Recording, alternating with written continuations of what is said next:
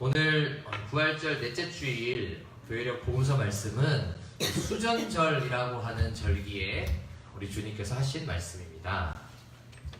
그런데 오늘은 복음서 본문이 아니라 교회력 시편 말씀으로 좀 말씀을 나눌까 합니다. 자, 이 교회력이라고 하는 것은요, 교회력이란 말은 달력할 때의 역자인데, 우리가 달력에 따라서 이렇게 움직이듯이 교회력은 예수 그리스도의 삶과 죽음, 이제 성탄 그리고 이제 부활, 이 두 축을 기준으로 성탄절 앞에는 이제 준비 기간인 대림절, 4주간의 대림절이라는 기간, 그리고 그 뒤후에는 이제 주현절이라는 기간 동안 예수님에 대해서, 그리고 부활절을 중심으로 그 앞에는 준비 기간인 이제 사순절, 그리고 그 이후에는 이 부활절을 통해서 주님의 십자가와 부활을 기념하게 되는 그런 일종의 예수님을 중심으로 하는 달력입니다. 이 교회력 동안에 매주 읽어가는 성경들이 구약, 시편, 그리고 서신서, 복음서 이렇게 네 곳에서 이렇게 성경을 읽도록 고안되어 있는데요. 저희 푸른나무 교회 외에도 수많은 교회들이 이 교회력을 따라서 이렇게 말씀을 나누고 있습니다. 저는 근데 평소에는 이제 세 구절, 시편 빼고 세 구절만 읽고 이 시편과 관계되는 찬양으로 이렇게 시편 말씀을 대체하고 했는데요. 오늘 교회력 시편 말씀을 보자, 이거는 꼭 나눠야겠다 싶더라고요. 오늘의 교회력 시편은 바로 시편 23편입니다. 시편 23편 너무도 유명한 시편이죠. 어쩌면 시편 가운데 가장 유명할지도 모르겠습니다. 오늘은 이 시편을 통해서, 그리고 또 교회력의 다른 본문들을 통해서 하나님의 그 사랑과 은혜를 함께 나누기 원합니다. 여러분, 시편 23편 우리 함께 찾아서 읽어볼까요? 구약성경 818쪽 시편 23편.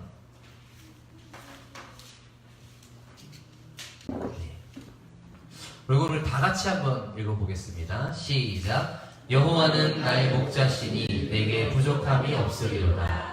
그가 나를 푸른 풀밭에 누이시며 쉴만한 물가로 인도하시는도다. 내 영혼을 소생시키시고 자기 이름을 위하여 의의 길로 인도하시는도다. 내가 사망의 음침한 골짜기로 다닐지라도 해를 두려워하지 않을 것은 주께서 나와 함께 하심이라. 주의 지팡이와 막대기가 나를 안위하시나이다. 주께서 내 원수의 목전에서 내게 상을 차려주시고 기름을 내 머리에 부으셨으니 내 잔이 넘치나이다. 선하심과 인자하심이 반드시 나를 따르리니 내가 여호와의 집에 영원히 살리로다. 아멘. 자, 오늘 이 너무 유명한 시편 23편으로 말씀을 나눌 텐데요. 먼저 표제어를 보시면요, 다윗의 시라고 되어 있습니다. 이 시편에는 대부분 표제어가 있는데요. 이 표제어는 저자나 저자의 상황, 혹은 이 시를 노래할 때 음악적으로 어떤 스타일로 불러야 되는지 이런 것들을 보여주고 있습니다. 자, 23편의 표제어는 다윗의 시입니다. 이 시편의 저자가 다윗이라는 말이죠. 이제 다른 말은 없기 때문에 이게 어떤 정황에서 쓴 것인지는 모릅니다만, 우리가 다윗을 알기에 우리가 이제 어느 정도 유추는 가능합니다. 여러분, 다윗이 어떤 인생을 살았습니까? 물론 다윗은 하나님의 마음에 합한 자, 내 마음에 꼭 든다, 이런 엄청난 칭찬을 듣기도 했지만은 그의 인생을 이렇게 쭉 보면 결코 순탄한 인생을 살진 않았습니다. 어린 시절에 그는 가족 가운데 하나로 취급받지 못했습니다. 그러니까 없는 자식 취급을 받았어요. 자는 없어도 된다, 이런 식으로. 나중에 이제 골리앗이라는 거인과 싸워서 그에게 이겼는데, 그러고 나서 막 완전 슈퍼스타가 됐는데, 그것 때문에 왕인 사울한테 질투와 시기를 이렇게 당해가지고 사울이 자기를 죽이려고 쫓아오고 맨날 도망다니고 동굴에 숨고 막 미친 척하고 그러면서 목숨을 부지해야 했습니다.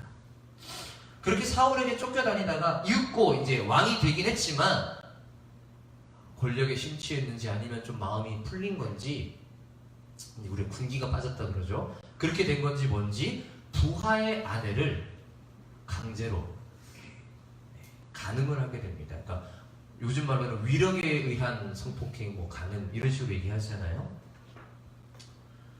그런 죄를 짓고 회개하는 과정을 겪고 난 다윗은 또 어떤 일을 겪느냐? 아들이 배다른 여동생을 또 성폭행합니다. 근데 그 딸의 이제 친오빠가 그 성폭행한 형을 죽입니다. 그리고 이 일을 아버지가 제대로 처리 안 했다고 아버지한테 앙심을 품고 반란을 일으켜가지고 아버지 다윗을 죽이려고 막 쫓아옵니다. 이 반란은 뭐 결국에는 진압되지만 이 아들 압살롬은 죽게 되지요. 여러분, 이게 다윗의 삶입니다. 여러분, 그래서 저는 이 자기 아들의 이름을 다윗이라고 짓는 분들은 정말 이 담력이 크신 분들 같아요. 야, 이게 어떻게 이런 인생을 어떻게 살으라고. 저는 못할 것 같습니다. 차라리 다니엘 이런 거 좋잖아요. 근데 다윗은 우리가 이 다윗의 인생의 어느 시점에 이 시를 썼는지는 모르지만 우리가 이 다윗의 인생 전체를 우리가 생각하면서 이 시를 읽을 때에 우리가 평소와 또 다른 느낌을 받게 될런지도 모르겠습니다. 자, 우리 1절부터 보겠습니다. 1절입니다. 여호와는 나의 목자시니. 이 시편은 시잖아요. 이 노래, 이 시의 중요한 심상은 목자 하나님입니다. 하나님께서 우리의 목자가 되신다는 거죠. 다윗은 자기 자신이 이 목동, 이렇게 양을 치는 목동 출신이기도 하고, 또 뭐 당시에서는 너무 흔하게 볼 수 있는 직업이니까 그걸 통해서 이 이미지를 우리에게 떠올리게 합니다. 하나님이 우리의 목자가 되십니다. 인간 목자를 따라다니는 양은 가끔 좀 부족할 때도 있겠지만 하나님이 우리의 목자라면 우리에게는 부족함이 없을 것입니다. 아멘. 2절입니다. 그가 나를 푸른 풀밭에 누이시며 쉴만한 물가로 인도하시는도다. 자, 푸른 풀밭은 당연히 양의 입장에서는 먹을 게 많다는 얘기죠. 먹을 게 많은 풀밭에 누이시고 또 쉴만한 물가, 마실 물이 많은 곳, 그것을 우리를 인도하십니다. 우리를 먹이시고 우리를 쉬게 하십니다. 우리의 인생 가운데 필요한 것들을 하나님께서 제공하시고 또한 삶에 지친 우리를 쉬게 하시겠다는 것입니다. 3절입니다. 내 영혼을 소생시키시고 자기 이름을 위하여 의의 길로 인도하시는도다. 자, 풀밭에서 먹이시고 물가에서 쉬게 하시는데 우리의 영혼 또한 그분으로 인하여 충만합니다. 또한 그는 자기 이름을 위해 의의 길로 인도하십니다. 여기서 이제 자기 이름을 위하여는 에스겔서를 생각나게 하는데요. 에스겔 이렇게 34, 5, 6장 이렇게 쭉 보시면은 이 시편 23편과 굉장히 비슷한 예언들이 나옵니다. 하나님께서 목자가 되셔서 잃어버린 양 같은 너희를 내가 불러 모으겠다. 그러고 에스겔 36장을 보면은 하나님께서 내 이름을 위해 너희를 다 구원하겠다. 이런 얘기를 하십니다. 여러분, 이름은 그 사람의 인격, 그 사람의 평판, 그 사람의 모든 것을 상징하는 것이죠. 그래서 하나님의 이름은 하나님의 성품, 또 하나님께서 하신 일, 그 모든 것들을 상징합니다. 우리의 목자가 되셔서 우리의 삶을 보호하시고 인도하시는 하나님, 그 하나님의 이름이 만약에 이 땅에서 무시당하고 더럽혀지고 다들 깔본다면 누가 하나님께 돌아와서 그 구원을 얻겠습니까? 하나님의 이름이 거룩히 여김을 받고 이 땅에 영광스럽게 높여질 때에 사람들이 그 하나님께 나와서 이 하나님의 인도하심과 보호하심을 경험하게 되겠죠. 그렇기에 예수님께서 가르치신 기도, 주기도문의 첫 번째 기도 제목도 아버지의 이름이 거룩히 여김을 받으시오며 였습니다. 이제 4절입니다. 내가 사망의 음침한 골짜기로 다닐지라도 해를 두려워하지 않을 것은 주께서 나와 함께 하심이라. 주의 지팡이와 막대기가 나를 안위하시나이다. 아멘. 우리 아까 노래한 것처럼 사망의 어두운 길에도 두려워하지 않으리. 우리가 두려워하지 않을 것은 그분께서 우리와 함께 하시기 때문입니다.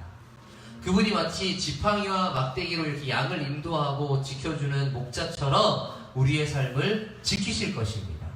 다윗의 인생을 봐도, 그리고 우리의 인생을 봐도 정말 사망의 골짜기를 지나가는 것 같은 그런 힘들고 어려운 상황들이 찾아오기에 마련입니다.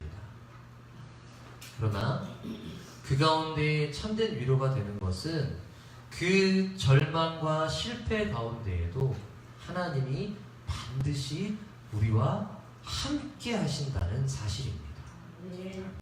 5절입니다. 주께서 내 원수의 목전에서 내게 상을 차려주시고 기름을 내 머리에 부으셨으니 내 잔이 넘치나이다.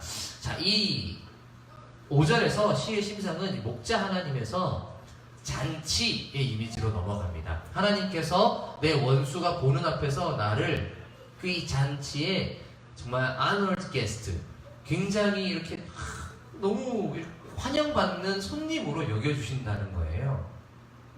여기서 상을 차려주신다라는 거는 말 그대로 테이블, 영어 성경을 보셔도 You prepare a table before me, 우리에게 맛있는 상을, 이렇게 잔치상을 마련해 주시고, 그리고 기름을 머리에 붓는다는 것은, 여기서 기름은요 메시아 그리스도 이게 아니라 잔치에 참여한 사람들에게 손님으로서 극진히 맞이하는 그런 것을 말합니다.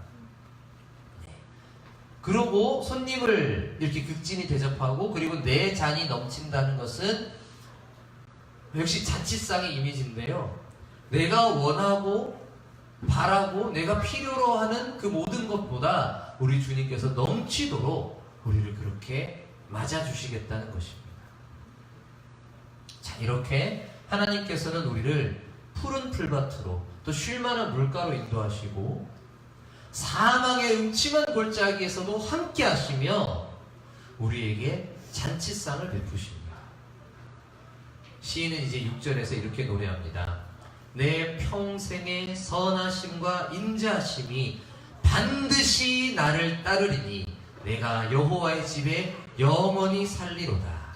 아멘. 내 평생에 하나님의 선하심과 인자하심이 반드시 옛날 성경에는 정령이라고 되어 있죠. 정령, 반드시 나를 따르리니. 아멘. 여러분, 반드시 하나님의 그 선하심과 인자하심이 우리의 평생 가운데 있을 것입니다. 우리의 평생 가운데 하나님께서 함께 하실 것입니다. 아멘. 시인은 이렇게 노래하면서 시편 23편은 끝이 납니다. 여러분, 시편뿐만 아니라 오늘 우리가 함께 읽은 교회력 본문은 전부 다 그 하나님의 함께하심, 하나님의 선하심과 인자하심, 그분의 보호하심과 이끄심에 대해서 이야기하고 있습니다. 먼저 복음서 본문에서 아까 뭐라 그랬냐면, 예수님께서 내가 그들에게 영생을 주노니 영원히 멸망하지 아니할 것이요 또 그들을 내 손에서 빼앗을 자가 없느니라. 아멘. 주님께서 우리에게 영생을 주셨습니다. 그는 죽으셨으나 다시 사셔서 그 영원한 부활의 생명을 우리에게 주셨습니다. 그런데 중요한 것은 이 영생은 영원히 멸망하지 않는 생명이요, 이 생명을 받은 우리를 주님의 손에서 결코 빼앗을 자가 없습니다. 아멘. 사랑하는 여러분, 여러분이 이제 하나님을 알기도 하지만 하나님께서 우리를 아시기도 합니다. 바울은 갈라디아서 4장 9절에서 이제는 너희가 하나님을 알 뿐 아니라 더욱이 하나님이 아신 바 되었거늘 이라고 말합니다. 그러니까 하나님이 우리를 아십니다. 우리 한 사람 한 사람을 아십니다. 우리의 상황을 아시고 우리의 마음까지 아십니다. 바로 그분이 우리를 사랑하십니다. 오늘 교회력 제1독서인 사도행전은요, 베드로가 죽은 사람을 살리는 이야기죠. 욥바라는 동네에 히브리어로는 다비다, 그리고 그리스어로는 도르카라고 하는 여자분이 사셨습니다. 그분은 평소에 이런 막 착한 일이나 구제 사업을 참 많이 하시던 분이에요. 근데 그런 분이 병들어 죽게 되자 많은 사람들이 슬퍼서 울고 그랬습니다. 그들은 이제 베드로가 멀리 있는데 이미 사람은 죽었는데 베드로가 가까이 있다 그러니까 혹시나 하는 마음에 베드로를 불러옵니다. 베드로 선생님 또는 목사님, 사도님 와주세요. 저희 이 공동체에, 우리 교회 공동체에 이 다비다 권사님이 정말 우리를 정말 헌신하고 막 섬겨주셨는데 이분이 돌아가셨습니다 이러는데, 성경을 보니까 그들이 생전에 이 다비다가 만들어준 옷, 속옷, 겉옷 막 다비다가 해줬던 것들을 막 보여주면서 막 울고 있는 거예요. 여러분, 이 마음을 베드로가 어떻게 지나치겠습니까? 그냥 아이고 안 됐네요 이러고 끝낼 수가 없는 거예요, 베드로 입장에서는. 근데 베드로라고 해서 뭘 어떻게 하겠습니까? 사람 그냥 죽었는데. 하지만 베드로는 사람들을 내어보내고 무릎을 꿇고 기도합니다. 그리고 기도를 마친 베드로는 돌이켜 시체를 향하여 일어나라 하니 죽었던 다비다가 일어나서 앉습니다. 물론 이 이야기는요, 성령의 능력으로 기적이 일어난다는 것을 말하는 것이기도 합니다만, 그러나 저는 이 상황 가운데 우리가 조금 더 이거를 감정을 조금 이입해보면 어떨까 싶습니다. 여러분, 우리 공동체 안에 모든 사람들을 정말 헌신적으로 섬겼던 그런 분이 계셨는데 그분이 이제 병으로 돌아가시게 된 거예요. 그분은 너무 헌신적이셨고 정말 한 사람 한 사람 그분한테 은혜를 입지 않은 사람이 없기 때문에 정말 그분의 흔적이 온통 곳곳에 남아있습니다. 그래서 온 공동체가 고개를 돌아보면 그분의 흔적, 고개를 돌아봐도 그분의 흔적, 그래서 슬픔에 잠겨있을 수밖에 없습니다. 그런데 하나님께서는 바로 그를 다시 살리셨습니다. 저는요, 이것을 단순히 기적, 능력 이런 걸로 이해하기보다는 하나님의 위로로 이해하면 좋겠습니다. 물론 이게 부활절 기간 동안에 죽음을 이기고 부활의 생명을 주시는 하나님의 능력, 부활의 그 능력이 이제 성령을 통해 제자들에게 주어졌다. 네, 이게 신학적으로는 바른 해석이 맞습니다. 그러나 우리가 이 구절을 막 신학적으로 보기보다는 여러분, 정말 지금 이 공동체가 겪고 있는 이 슬픔 가운데 하나님께서 허락하신 위로라고 생각하면 어떨까요? 그리고 오늘 교회력 제2독서인 계시록, 요한계시록 7장 17절에서 마지막 절에서 이렇게 말했습니다. 이는 보좌 가운데 계신 어린 양이 그들의 목자가 되사 생명수 샘으로 인도하시고 하나님께서 그들의 눈에서 모든 눈물을 씻어주실 것임이라. 아멘. 죽임당하신 어린 양, 우리 주 예수께서 우리의 목자가 되셔서 그분께서 우리를 생명의 샘으로 우리를 인도하여 주시고 하나님 아버지께서 결국에는 우리의 눈에서 모든 눈물을 씻어주실 것입니다. 아멘. 아멘. 주 안에서 사랑하는 하나님의 백성 여러분, 저는 이 날을 기다립니다. 이 날을 정말 고대합니다. 우리의 눈에서 모든 눈물을 씻으실 그 날을 정말 진심으로 기다리고 있습니다. 오늘 욥바의 공동체가 흘린 눈물 가운데 우리 주님은 함께 하셨습니다. 다윗의 인생 가운데 사망의 음침한 골짜기 가운데에도 주님께서는 함께 하셨습니다. 그리고 결국에 모든 것이 끝날 그날에 우리 주님께서는 우리 눈의 모든 눈물을 씻어주시겠다고 하십니다. 저는 이 하나님을 믿고 싶습니다. 지금 저의 믿음은요, 참 연약합니다. 제가 목사라고는 하지만요, 목사임에도 불구하고 제가 그렇게 강한 믿음이 있는 거라고 말할 수가 없습니다. 지금 제 상황을 아시는 분들은 아시겠지만 제가 그렇게 믿음으로 저는 그런 상황이 아니에요. 지금 예전에는 저도 나름대로 정말 제가 믿음이 좋다고 생각했었는데, 제가 이 모든 일들을 겪고 나니까 또 지금의 이 어려운 가운데 제가 제 자신을 신뢰할 수가 없는 거예요. 그러나 저는 믿고 싶습니다. 이 하나님을 믿는 믿음 안에서 살고 싶습니다. 믿어지지 않는다고 해서 그냥 다 버리고 내 마음대로 살고 인생을 포기하기보다는 정말로 이분께서 사망의 음침한 골짜기를 다닐지라도 나와 함께 하시는 그 하나님, 결국에는 그 골짜기를 지나 내가 주님을 노래할, 정말 주님께서 나와 함께 하셨노라고, 그분이 나를 인도하셨노라고 그렇게 고백할 그날을 기다리며, 그렇게 오늘 다윗의 고백처럼 내 평생의 선하심과 인자하심이 반드시 나를 따를 것이다, 이렇게 고백하는 제가 되고 싶습니다. 이 믿음의 고백이 저의 고백일 뿐만 아니라 또한 여러분의 고백이 되기를 바랍니다. 그리하여 결국엔 우리 눈의 모든 눈물을 씻으실 그날에 기쁨으로 주의 선하심과 인자하심이 과연 우리와 함께 했노라고 그렇게 노래할 저와 여러분이 되기를 주님의 이름으로 축원합니다. 아멘.